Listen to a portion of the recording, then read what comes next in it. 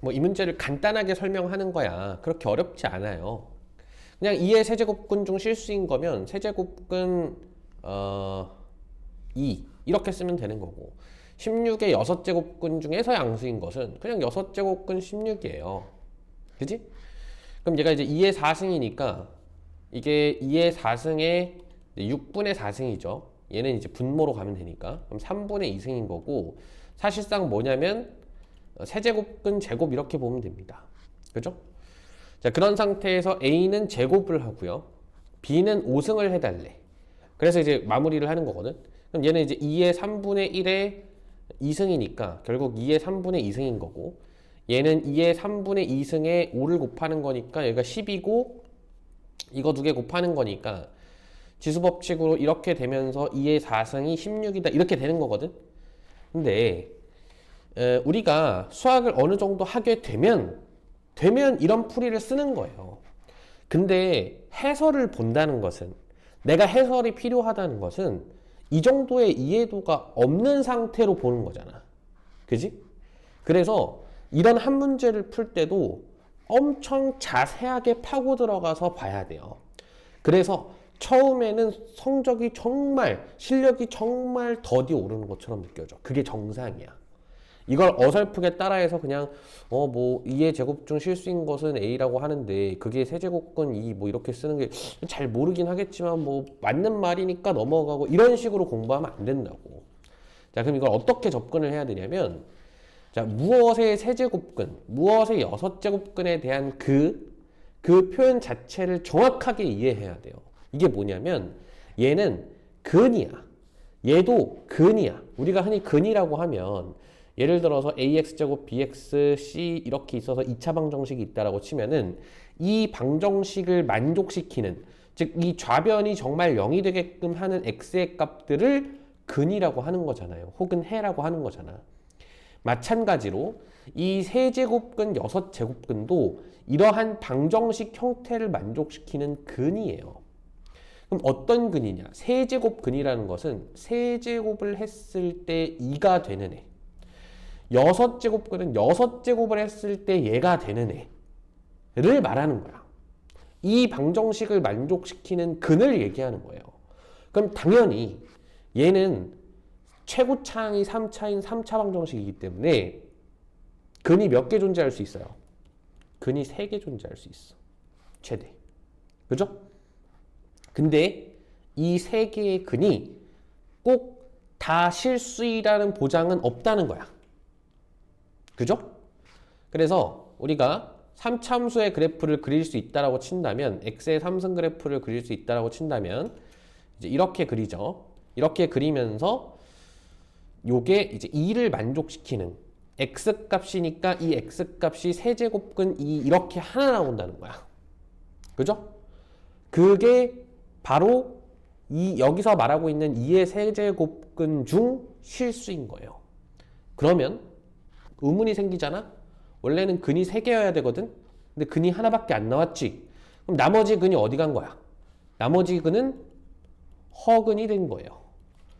그래서 얘는 실근 하나에 허근 1개를 들고 있는 형태입니다. 그럼 그 허근은 어떻게 구하느냐?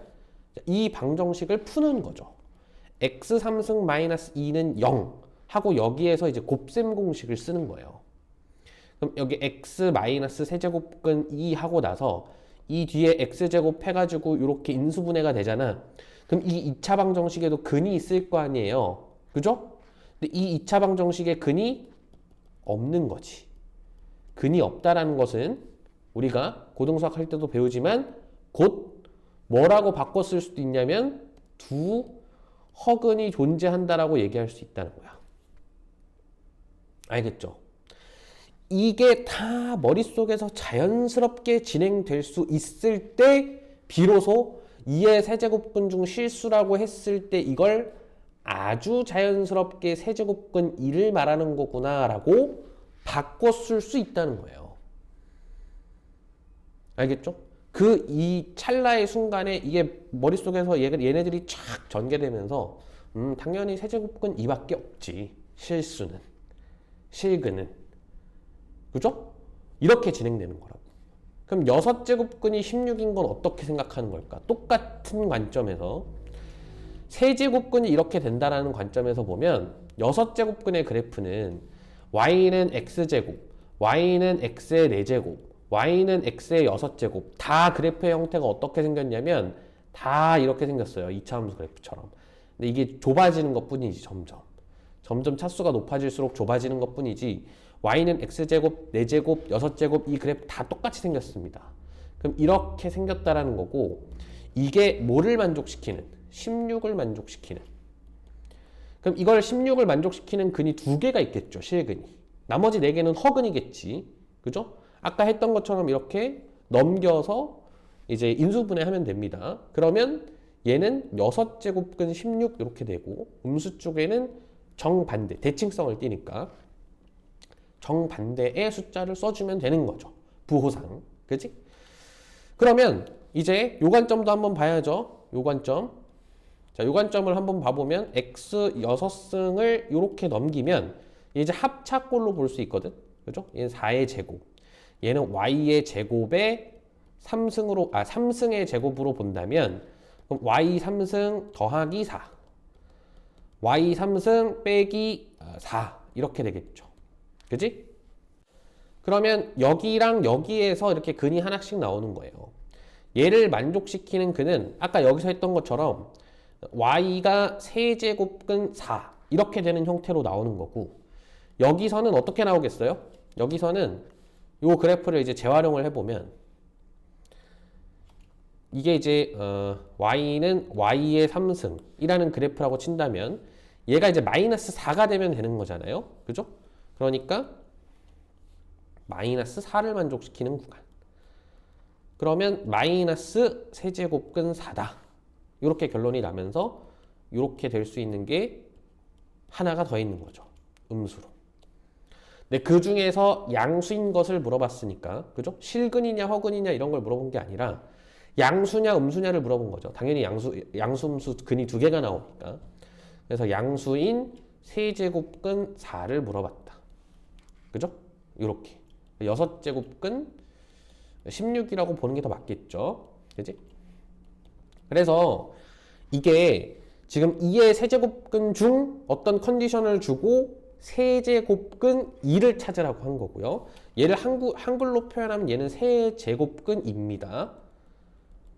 그래서 세제곱근을 어디에 쓰냐에 따라서 표현이 완전히 달라져요.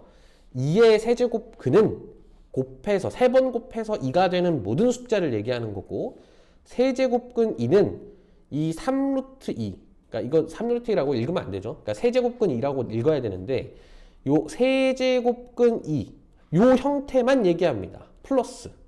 그죠? 당연히 양수해야 되고.